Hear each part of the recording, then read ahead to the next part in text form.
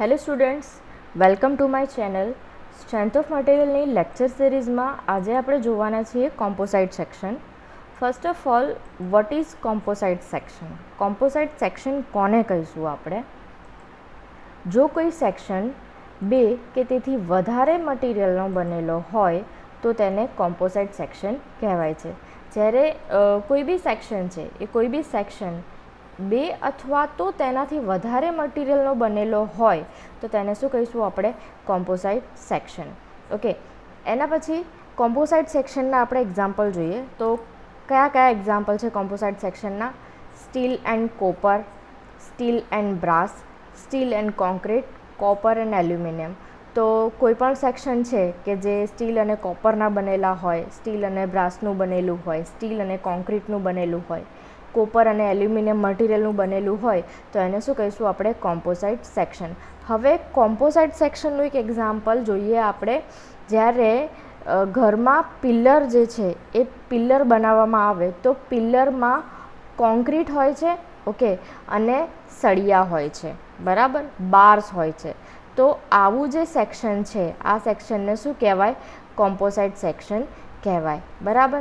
ઇઝીમાં easy composite સેક્શનનું જે example છે એ example કયું છે? તો ઘરમાં કે કોઈ પણ બિલ્ડિંગમાં જ્યારે પિલ્લર ભરવામાં આવે છે તો તમે પિલ્લરમાં જોયું હશે કે કોન્ક્રીટ છે, સિમેન્ટ છે, બરાબર છે, અને સળિયાનું જે મિક્સર કરીને જે સેક્શન બનાવવામાં આવે છે એવું જે સેક્શન છે એને શું કહેવાય છે? કોમ્પોસાઇટ સેક્શન કહેવાય છે. એક માર્ક્સમાં કોમ્પોસાઇટ સેક્શનની ડેફિનેશન પૂછાઈ શકે. હવે આપણે એની થિયરી જોઈએ. હવે આ જે થિયરી છે આ થિયરી તમને આવડશે તો આના પરથી તમે કોમ્પોસાઇટ સેક્શનના એક્ઝામ્પલ સોલ્વ કરી શકશો. અને કોમ્પોસાઇટ સેક્શનનો એક્ઝામ્પલ જે છે એ 3 to 4 માર્ક્સમાં જીટીયુમાં કમ્પલસરી પૂછાય જ છે, બરાબર. હવે કોમ્પોસાઇટ સેક્શન માટે આપણે અહીંયા લઈ લઈએ સેક્શન 1 અને આ છે સેક્શન 2, બરાબર. હવે આ સેક્શન ઉપર એક રિજિડ પ્લેટ લગાવેલી છે, બરાબર, અને આ સાઈડ પણ એક પ્લેટ લગાવેલી છે, બરાબર.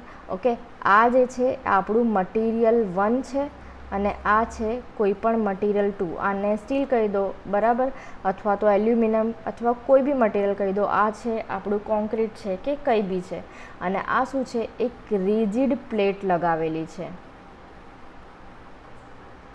ઓકે, હવે માની લો કે આના ઉપર ટોટલ લોડ લાગે છે કેપિટલ P. મટીરિયલ 1 છે, મટીરિયલ 1 પર લોડ લાગે છે P1 અને મટીરિયલ 2 ઉપર લોડ લાગે છે P2. ઓકે, હવે આ જે સેક્શન છે આ સેક્શનની ટોટલ જે લેન્થ છે એ ટોટલ લેન્થને આપણે લઈ લઈએ સ્મોલ l. આ સેક્શન મટીરિયલ છે તો અહીંયા સેક્શન લાઇન તમારે ખાસ બતાવવાની, આ રીતે સેક્શન લાઇન તમારે બતાવી દેવાની. તો આ જે સેક્શન છે આ છે એક આપણું કોમ્પોસાઇટ સેક્શન. હવે આપણે માની લો કે આ જે સેક્શન છે એ સેક્શન C પર કેપિટલ P જેટલો ટોટલ લોડ લાગે છે. આ થિયરી સમજજો તો એના પરથી તમે એક્ઝામ્પલ છે એ એક્ઝામ્પલ ઇઝીલી સોલ્વ કરી શકશો. P જે છે એ સેક્શન ઉપર લાગતો ટોટલ લોડ છે. હવે આ જે બે મટીરિયલ છે, મટીરિયલ 1 અને મટીરિયલ 2, મટીરિયલ 2ની લંબાઈ આપણે લખી શકીએ L1 = L2. બંનેની લેન્થ જે છે એ કેવી છે? સરખી છે, બરાબર, ઇક્વલ લેન્થ. હવે જો લંબાઈ સરખી હોય તો લોડના કારણે જે બી ડિફ્લેક્શન આવે, ડિફ્લેક્શન પણ કેવું હોય? ડિફ્લેક્શન પણ સરખું હોય, બરાબર છે.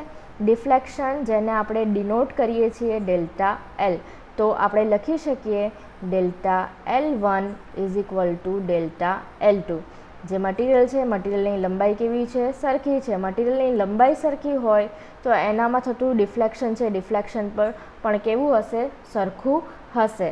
તો આના ઉપરથી આપણે લખી શકીએ, આ રીતે લખી શકીએ ડેલ્ટા L1/L1 = ડેલ્ટા L2/L2. તો આના પરથી આ જે છે આ કોની ફોર્મ્યુલા છે? સ્ટ્રેનની ફોર્મ્યુલા છે. તો આના પરથી આપણે લખી શકીએ ε1 = ε2. એપ્સિલોન શું છે? સ્ટ્રેન છે. સ્ટ્રેન પણ કેવું હશે? મટીરિયલમાં સરખું હશે. હવે આપણે જાણીએ છીએ કે Young's modulus E is equal to sigma by epsilon. Okay, અહીંયા આપણે એપ્સિલોનને કરતાં કરીએ, સબ્જેક્ટ બનાવી દઈએ તો એપ્સિલોન ઇઝ ઇક્વલ ટુ શું મળશે? Sigma by epsilon. હવે આપણને અહીંયા ખબર છે કે epsilon is equal to sigma by epsilon is equal to sigma by capital E છે, બરાબર. હવે અહીંયા epsilon 1 is equal to epsilon 2 છે, તો આપણે લખી શકીએ sigma 1 by E1 is equal to sigma 2 by E2, બરાબર. આપણે ફોર્મ્યુલા આ લખી શકીએ. આને કહી દો ઇક્વેશન નંબર 1, બરાબર. આ તમારે યાદ રાખવાનું છે અને આ જે ફોર્મ્યુલા છે એ એક્ઝામ્પલમાં યુઝ થશે. હવે આપણને ખબર છે ટોટલ લોડ કેટલો છે? ટોટલ લોડ છે આપણો કેપિટલ P. હવે મટીરિયલ 1 ઉપર કેટલો લોડ લાગે છે? P1, અને મટીરિયલ 2 ઉપર કેટલો લોડ લાગે છે? P2. તો આપણે લખી શકીએ total load P is equal two P1 plus P2.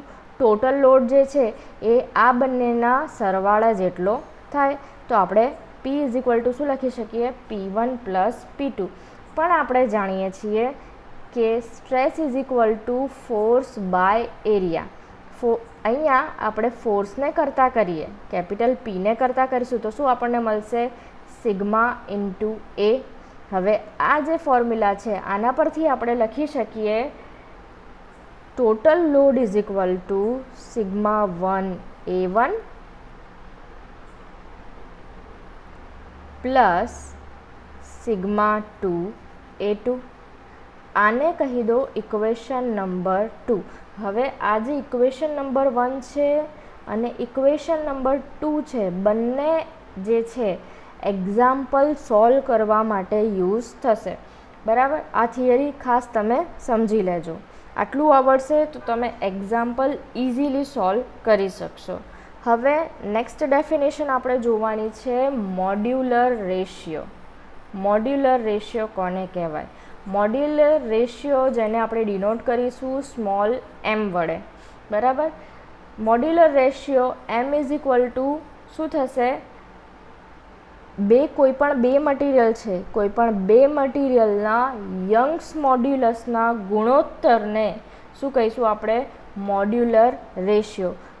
માની લઈએ આપણે કોઈપણ મટીરિયલ 1 છે તો મટીરિયલ 1 નો મોડ્યુલર રેશિયો ડિવાઈડ મટીરિયલ કોઈ બી 2 છે એ મટીરિયલ 2 નો મોડ્યુલર રેશિયો, એને શું કહીશું આપણે? મટીરિયલ 2 નો યંગ્સ મોડ્યુલસ, એને શું કહીશું આપણે? મોડ્યુલર રેશિયો, બરાબર. અહીંયા મટીરિયલ 1 લઈ લઈએ આપણે સ્ટીલ, તો E for steel 2 E for concrete. કોન્ક્રીટનો યંગ્સ મોડ્યુલસ અને સ્ટીલનો યંગ્સ મોડ્યુલસ, આ બંનેના ગુણોત્તરને આપણે શું કહીશું?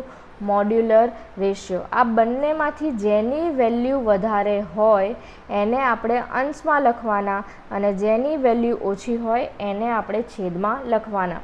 અને આપણે ડિનોટ કરીએ તો E સફિક્સમાં અહીંયા S લખી દેવાનું. S એટલે કે સ્ટીલ અને E સફિક્સમાં C એટલે કે કોન્ક્રીટ. તો આ રીતે મોડ્યુલર રેશિયોની જે ડેફિનેશન છે એ ડેફિનેશન તમારે યાદ રાખવાની. 1 માર્ક્સમાં અથવા તો 2 માર્ક્સમાં મોડ્યુલર રેશિયોની જે ડેફિનેશન છે એ ડેફિનેશન ખાસ પૂછાય છે અને એક્ઝામ્પલમાં બી આ જે ફોર્મ્યુલા છે ફોર્મ્યુલા યુઝ થાય છે. હવે નેક્સ્ટ આપણે એક્ઝામ્પલ જોઈએ. એક્ઝામ્પલ શું કહે છે? a 400 mm square concrete column is reinforced with 4 mild steel bars of 20 mm diameter. This composite section is subjected to axial compressive load of 100 kN if modular ratio of steel to concrete is 15, then find the force resisted by each material of the section. સૌથી પહેલાં તો જે be given data છે એ given data આપણે લખી નાખીશું બરાબર. અને એક્ઝામ્પલ કહેવા શું માંગે છે એ આપણે સમજીશું. કોન્ક્રીટ કોલમ છે, બરાબર. હવે એનો જે કોન્ક્રીટ કોલમ છે એ કેવું છે, સ્ક્વેર છે. તો આનો ડાયાગ્રામ ખાસ તમારે દોરવાનો. જો ડાયાગ્રામ તમે દોરશો તો આમાં જે એરિયા ફાઇન્ડ કરવાનો આવશે એ એરિયા તમે ઇઝીલી ફાઇન્ડ કરી શકશો. આ જે સ્ક્વેર કોન્ક્રીટ કોલમ છે એનું માપ કેટલું છે, 400 mm બાય 400 mm. ઓકે. એની અંદર 4 માઇલ્ડ સ્ટીલના સળિયા જે છે એ લગાવેલા છે, બરાબર. એટલે આપણે 4 માઇલ્ડ સ્ટીલના સળિયા આ રીતે બતાવી દેવાના, બરાબર. હવે આ 4 માઇલ્ડ સ્ટીલના સળિયા રાઉન્ડ છે, કઈ રીતે ખબર પડી? તો આમાં લખેલું છે 4 mild steel bars of 20 mm diameter. તો આનો જે ડાયામીટર છે એ કેટલો છે, 20 mm નો છે, બરાબર. ડાયામીટર કેટલાનો છે, 20 mm નો છે. This composite section is subjected to axial compressive load of 100 kN. હવે આની ઉપર ટોટલ લોડની વેલ્યુ આપેલી છે. ટોટલ લોડ કેટલો લાગે છે, 1000 kN. ઓકે. આને આપણે કન્વર્ટ કરીને મૂકી દઈએ ન્યૂટનમાં, તો 1000 મલ્ટીપ્લાય બાય 10³ ન્યૂટન તમારે લખી નાખવાના. બીજું શું આપેલું છે, if the modular ratio of steel to concrete. હવે અહીંયા લખેલું છે modular ratio of steel to concrete, મતલબ કે ઉપર જે છે એ કોનો યંગ્સ મોડ્યુલસ આવશે, સ્ટીલનો આવશે, અને નીચે શેનો આવશે, કોન્ક્રીટનો. આ વર્ડ્સ જે છે આ વર્ડ્સ તમારે ખાસ સમજવાના. ES ટુ EC કેટલા આપેલા છે આપણને, 15 આપેલા છે, બરાબર. Modular ratio is equal to ES to EC કેટલા આપેલા છે, 15 આપેલા છે. Then find force resist by each material of the section. એટલે આપણે ફાઇન્ડ કરવાનું છે, P1ની વેલ્યુ ફાઇન્ડ કરવાની છે, અને આપણે P2ની વેલ્યુ જે છે એ P2ની વેલ્યુ આપણે ફાઇન્ડ કરવાની છે, બરાબર. P1 આપણે મટીરિયલ લઈ લઈએ. આપણું જે P1 મટીરિયલ છે એને સ્ટીલ લઈ લઈએ, અને P2 મટીરિયલ જે છે એને કોન્ક્રીટ લઈ લઈએ. અહીંયા આપણે ડેટામાં જ ખબર પડી ગઈ કે બે મટીરિયલ છે. બે મટીરિયલ કયા કયા છે, સ્ટીલ અને કોન્ક્રીટ છે. અને અહીંયા આગળ આપણને આપી દીધું છે સ્ટીલ ટુ કોન્ક્રીટ રેશિયો કેટલો છે, 15, બરાબર. હવે તો આને આપણે ડિનોટ આવી રીતે જ કરીશું, PS અને PC, અને યંગ્સ મોડ્યુલસને ડિનોટ કરીશું ES એન્ડ EC. હવે સૌથી પહેલાં તો આપણે જે બી સેક્શન આપેલું છે એ સેક્શનનો આપણે એરિયા ફાઇન્ડ કરી દઈશું, બરાબર. હવે ઇઝી કયું પડે છે, તો આ જે સર્કલ આપેલા છે આ સર્કલના સૌથી પહેલાં તો આપણે એરિયા ફાઇન્ડ કરીશું. હવે આ જે બાર છે આ સ્ટીલ બાર છે, બરાબર. અને આપણે સર્કલ ના કહી શકીએ પણ સ્ટીલ બાર છે. સ્ટીલ બાર છે જેનો ડાયામીટર આપણને કેટલો આપેલો છે, 20 mm નો આપેલો છે, બરાબર. તો એનો એરિયા આપણે ફાઇન્ડ કરીએ. એરિયા એ અને સ્ટીલ બાર છે એટલે એને આપણે અહીંયા લખીશું સફિક્સમાં S, બરાબર. રાઉન્ડ છે તો એનો એરિયા કઈ રીતે ફાઇન્ડ કરીશું આપણે, π/4d², બરાબર. હવે આ જે સળિયા આપેલા છે આપણને, આ સળિયા કેટલા છે, 4 છે. નંબર ઓફ 4 બાર્સ જે છે એ કોલમમાં લગાવેલા છે. તો અહીંયા એરિયામાં આપણે શું કરવું પડે, મલ્ટીપ્લાય બાય 4 કરવું પડે. તો અહીંયા શું થશે, આપણે વેલ્યુ મૂકીએ 4 × π/4 મલ્ટીપ્લાય બાય ડાયામીટર કેટલો છે, 20નો સ્ક્વેર. અહીંયા 4 સળિયાનો આપણે એરિયા ફાઇન્ડ કરવો પડે. તો આપણે શું કરશું, મલ્ટીપ્લાય બાય 4 કરશું તો આપણને 4 સળિયાનો એરિયા મળી જશે. તો વેલ્યુ જે છે આને તમે કેલ્ક્યુલેટર વડે સોલ્વ કરશો તો આની વેલ્યુ તમને મળશે 1256.63 mm². તો આટલો એરિયા આપણને મળી ગયો. આ જે 4 સ્ટીલ બાર છે એ સ્ટીલ બારનો એરિયા આપણને મળી ગયો. હવે આપણે કોન્ક્રીટનો એરિયા ફાઇન્ડ કરીશું. તો કોન્ક્રીટનો એરિયા ફાઇન્ડ કરવા માટે સિમ્પલ છે. આ શું છે, એક સ્ક્વેર છે. આ સ્ક્વેરનો એરિયા આપણે ફાઇન્ડ કરીશું તો આપણને કોન્ક્રીટનો એરિયા મળી જશે. તો સ્ક્વેરનો એરિયા કઈ રીતે ફાઇન્ડ થાય, L × B. ઓકે. તો શું થશે, 400 મલ્ટીપ્લાય બાય 400, બરાબર. પણ આ જે એરિયા છે આ એરિયાની અંદર 4 બીજા સળિયા લગાવેલા છે. તો એની માટે આપણે શું કરવું પડે, કે જેટલો એરિયા છે એમાંથી સ્ટીલનો એરિયા માઇનસ કરવો પડે. તો સ્ટીલનો એરિયા આપણને કેટલો મળે છે? 1256.63.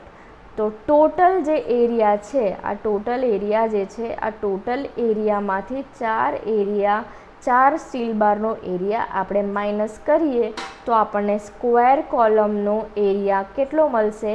AC is equal two 158,743.37 mm². બરાબર. 1,58,743.37 mm² એરિયા મળશે. તો આપણી પાસે સ્ટીલનો એરિયા પણ છે અને કોન્ક્રીટનો એરિયા પણ છે. હવે આપણને નેક્સ્ટ શું આપેલું છે? મોડ્યુલર રેશિયો આપેલો છે. સૌથી પહેલાં આપણે અહીંયા ફરીથી લખી નાખીએ. AS જે છે સ્ટીલનો એરિયા આપણને કેટલો મળ્યો? 1256.63 mm² મળ્યું. અને કોન્ક્રીટનો એરિયા આપણને કેટલો મળ્યો છે? 1,58,743.37 mm². હવે મોડ્યુલર રેશિયો આપણને આપેલો છે. Modular ratio M is equal to ES/EC is equal to 15. હવે આપણે જાણીએ છીએ કે sigma S/ES is equal to sigma C/EC. આ આપણે લખી શકીએ. હવે અહીંયા કોઈ પણ એકને તમારે શું કરવાનું? સબ્જેક્ટ બનાવી દેવાનું. માની લઈએ કે આપણે આને સબ્જેક્ટ બનાવી દઈએ. સ્ટીલનું છે, સ્ટીલનો સ્ટ્રેસ છે, એને સબ્જેક્ટ બનાવી દઈએ તો અહીંયા લખી શકીએ આપણે ES/EC multiply by sigma C. અહીંયા આપણને ES/ECની વેલ્યુ આપેલી છે. તો આ ફોર્મ્યુલામાં આપણે શું કરશું? ES/EC રેશિયો મળે એ રીતે આપણે સબ્જેક્ટ બનાવીશું. તો આપણને શું મળશે? Sigma S is equal to ES/EC multiply by sigma C. હવે ES/EC એટલે કે મોડ્યુલર રેશિયોની વેલ્યુ કેટલી છે? 15 છે. તો શું મળશે આપણને? Sigma S is equal to 15 sigma C. Okay. હવે આપણે જાણીએ છીએ, મેં તમને કીધું કે total load is equal to શું થાય છે? Sigma 1A1 plus sigma 2A2. આપણે થિયરીમાં આગળ જોયું. હવે અહીંયા 1 જે છે, 1 મટીરિયલ કયું છે? આપણે સ્ટીલ, આપણું સ્ટીલ છે. તો સિગ્મા S AS અને 2 મટીરિયલ કયું છે? કોન્ક્રીટ. તો અહીંયા લખી શકીએ આપણે સિગ્મા C AC. બરાબર. હવે આપણે શું કરશું? વેલ્યુ મૂકીશું. જો અહીંયા આપણને ફોર્મ્યુલા કઈ રીતે મળશે? જો P is equal to sigma S AS plus sigma C AC. Total load છે, ટોટલ લોડની વેલ્યુ આપણને આપેલી છે. ટોટલ લોડની વેલ્યુ કેટલી આપેલી છે? 1000 કિલો ન્યૂટન. એને કન્વર્ટ કરી દઈએ ન્યૂટનમાં તો શું મળશે? 1000 મલ્ટીપ્લાય બાય 10⁻³ તો અહીંયા મૂકી દઈએ 1000 મલ્ટીપ્લાય બાય 10⁻³. હવે સિગ્મા S જે છે એ sigma S is equal to આપણે અહીંયા શું ફાઇન્ડ કર્યું? Sigma S is equal to 15 sigma C. તો અહીંયા લખી શકીએ આપણે 15 sigma C multiply by AS. ASની વેલ્યુ આપણને કેટલી મળી છે? 1256.63. તો અહીંયા લખી શકીએ 1256.63 plus sigma C as it is, કેમ કે એની વેલ્યુ આપણી પાસે છે નહીં, પ્લસ ACની વેલ્યુ કેટલી છે? 1,58,743. તો અહીંયા લખી દઈએ આપણે 1,58,743.37. બરાબર. હવે આપણે આને સોલ્વ કરીએ. આ જે ઇક્વેશન છે, આ ઇક્વેશનને સોલ્વ કરીશું તો આપણને શું મળશે?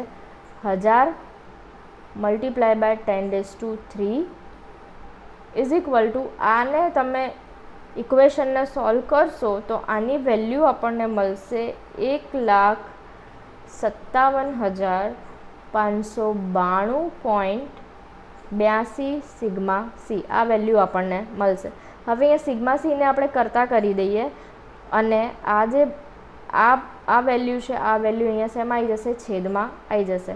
તો તમે એને કેલ્સી વડે સોલ્વ કરશો તો તમને સિગ્મા Cની જે વેલ્યુ છે, સિગ્મા Cની વેલ્યુ કેટલી મળશે?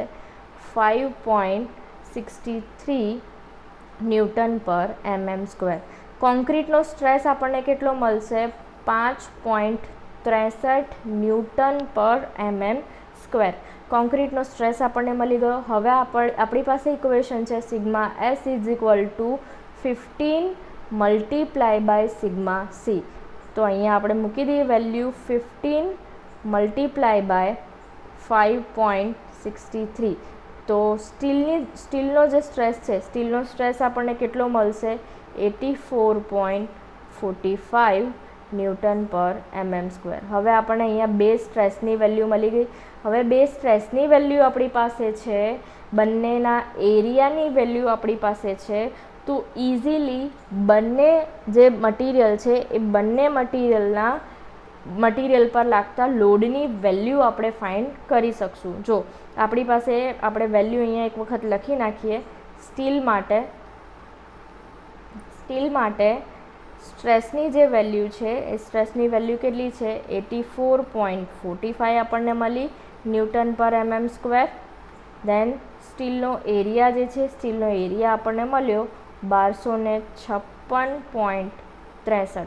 તો આના પરથી આપણે સ્ટીલ ઉપર લાગતો લોડની વેલ્યુ ફાઇન્ડ કરીએ. PS is equal to sigma S multiply by AS. Okay, તો અહીંયા વેલ્યુ આપણે મૂકી દઈએ તો 84.45 મલ્ટીપ્લાય બાય 1256.63. તો સ્ટીલ ઉપર લાગતો લોડની વેલ્યુ કેટલી મળશે આપણને? 106.12 કિલો ન્યૂટન. બરાબર. આની વેલ્યુ જે છે ડાયરેક્ટલી મેં લખી દીધી છે 106.12 કિલો ન્યૂટન. તમે આને કેલ્સી વડે સોલ્વ કરશો તો તમને એની જે વેલ્યુ છે એની વેલ્યુ મળશે 106,122.40 ન્યૂટન. ઓકે, હવે આપણે ફાઇન્ડ કરીએ કોન્ક્રીટ માટે.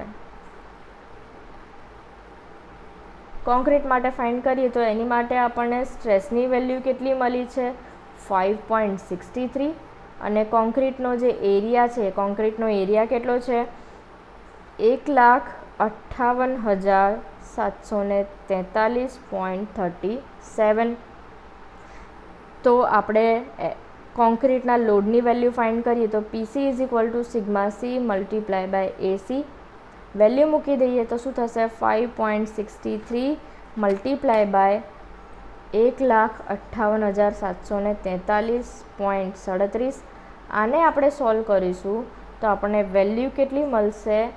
8,93,725.17 ન્યૂટન. એને આપણે કિલો ન્યૂટનમાં કન્વર્ટ કરી દઈએ તો આપણને કેટલી વેલ્યુ મળશે? 893.725 કિલો ન્યૂટન. તો આ રીતે બંને મટીરિયલ પર લાગતા જે લોડ છે એ બંને મટીરિયલ પર લાગતા લોડની વેલ્યુ આપણે ફાઇન્ડ કરી શકીએ. હવે આપણે ખાલી ક્રોસ વેરીફાઈ કરવાનું છે કે આપણે જે શોધેલી વેલ્યુ છે એ સાચી છે કે નહીં. આપણને ડેટામાં ટોટલ લોડની વેલ્યુ આપેલી છે. કેટલી છે? 1000 કિલો ન્યૂટન. બરાબર. હવે આપણે અહીંયા જાણીએ છીએ કે total load is equal two બંને મટીરિયલ પર લાગતા લોડનો સરવાળો. તો PS પ્લસ PC આપણે લખી શકીએ. ઇઝ ઇક્વલ ટુ આપણે ફાઇન્ડ કરીએ તો સ્ટીલ ઉપર લાગતો લોડ કેટલો છે? 106.12. અને કોન્ક્રીટ પર લાગતો લોડ કેટલો છે? 893.725. તો બંનેનો તમે સરવાળો કરશો તો એપ્રોક્સ તમને મળશે 999.85. એટલે એપ્રોક્સ કેટલું થઈ ગયું? 1000 થઈ ગયું. તો આપણે જે શોધેલી વેલ્યુ છે એ શોધેલી વેલ્યુ કેવી છે? સાચી છે. તો કોમ્પોસાઇટ સેક્શન જે છે, કોમ્પોસાઇટ સેક્શનની ડેફિનેશન, એનો એક્ઝામ્પલ કઈ રીતે સોલ્વ થાય છે એ, અને એનો એક્ઝામ્પલ જે છે એ GTUમાં ખાસ પૂછાય છે. બરાબર. તો નેક્સ્ટ લેક્ચરમાં આપણે આના બીજા એક્ઝામ્પલ્સ જોઈશું. બરાબર. અને આ થિયરી ખાસ તમે સમજજો જેથી કરીને એના એક્ઝામ્પલ તમે ઇઝીલી સોલ્વ કરી શકો. ઓકે, નેક્સ્ટ લેક્ચરમાં આપણે બીજા આના એક્ઝામ્પલ્સ જોઈશું. Thank you.